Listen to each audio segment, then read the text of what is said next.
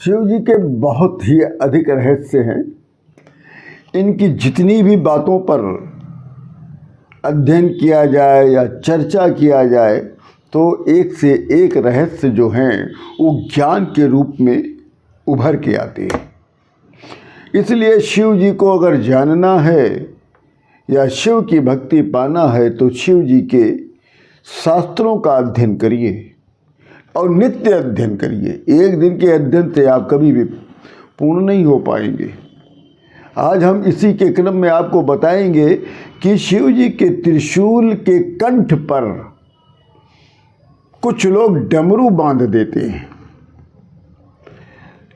कुछ मंदिरों में आपने देखा होगा कि त्रिशूल लगा हुआ है और उसके ऊपर उसके नीचे एक डमरू बंधा हुआ है। त्रिशूल के नीचे के हिस्से को उस त्रिशूल का कंठ कहते हैं। वहाँ पर जब डमरू बांध दिया जाता है तो उसका अर्थ कुछ और हो जाता है।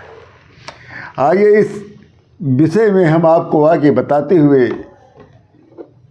मैं अयोध्या से शिव योगी प्रमोद जी महाराज आप सभी लोगों को सादर प्रणाम करते हुए मैं आपको इसी क्रम में आगे वर्णन करने चल रहा हूँ। त्रिशूल के कंठ पर डमरू अर्थात इसका वास्तविक स्वरूप प्रतीक चिन्ह ब्रह्मांड की मूल ऊर्जा संरचना को व्यक्त करना। जब शिव जी के त्रिशूल के कंठ पर डमरू बांध दिया जाता है तब उसका वास्तविक स्वरूप प्रकट हो जाता है। उस शिव जी का प्रतीक चिन्ह वास्तविक स्वरूप में आ जाता है। ब्रह्मांड की जो मूल ऊर्जा संरचना है वो इसको व्यक्त करने लगता है।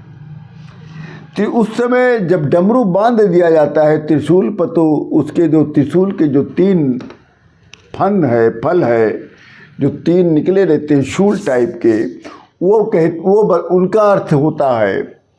मतलब ये कहिए कि त्रिशूल के तीनों फलों का उस समय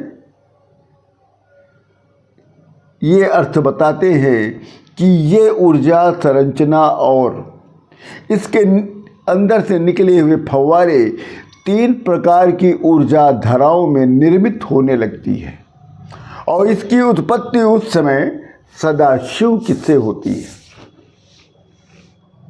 अर्थात त्रिशूल में जब डमरू बांध दिया जाता है तो उसमें सदाशिव वास करने लगते हैं। सदाशिव निर्विकार परमात्मा प्रत्येक इकाई से शीर्ष कैलाश पर विद्यमान है। क्यों कैलाश पर ही क्यों विद्यमान है जबकि उनके विषय में हमने आपको बताया कि कई स्थान हैं उनके निवास के, मगर वो कैलाश पर ही क्यों विद्यमान रहते हैं? क्योंकि वहाँ पर घूर्ण नहीं होता। वहाँ क्या नहीं होता? घूर्णन नहीं होता। और उस समय उनकी जो जटाएं हैं वो सहस्रार चक्र कहलाती हैं जिनमें असंख्य धाराएं नीचे की ओर मुड़कर प्रवाहित होने लगती हैं और इसके मध्य में जो ऊर्जा बिंदु उत्पन्न होता है वो सदाशिव की प्रथम शक्ति पार्वती जी का वास है और इसके मध्य में जो शून्य घूर्णन रिक्त है वो बिंदु में बिंदु रूप सदाशिव विद्यमान रहते हैं। सदाशिव की शक्ति से बनने वाला डमरू नुमा भंवर अपने संपूर्ण अस्तित्व से परिप्रेक्ष्य में आद्या गौरी कहलाती है।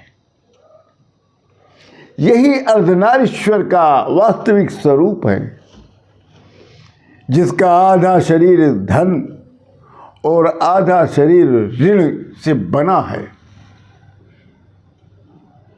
यही मातेश्वरी शक्ति ही शिव शक्ति की मूल तत्व को खींच खींच कर विकसित करती रहती हैं और प्रकृति रूपी विशाल महामाया को उत्पन्न भी करती रहती हैं।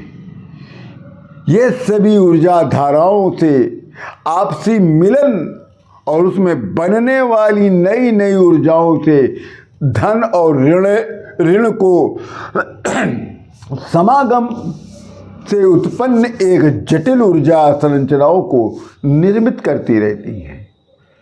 वैज्ञानिक भाषा में अगर इसको समझा जाए तो ये ब्रह्मांड की वो ऊर्जा संरचना का विज्ञान है, उस व्यवस्था का वास्तविक नाम विज्ञान है जो ब्रह्मांड की क्रियाशीलता को नियंत्रण करता है। यही सूक्ष्मतम परमाणु विज्ञान है। शिव जी के अच्छे अच्छे कथाओं को सुनने के लिए आप हमसे हमारे चैनल को आप सब्सक्राइब करें और लाइक करें हर वीडियो को, मगर लाइक करते नहीं आप लोग। इसी के साथ राम राम।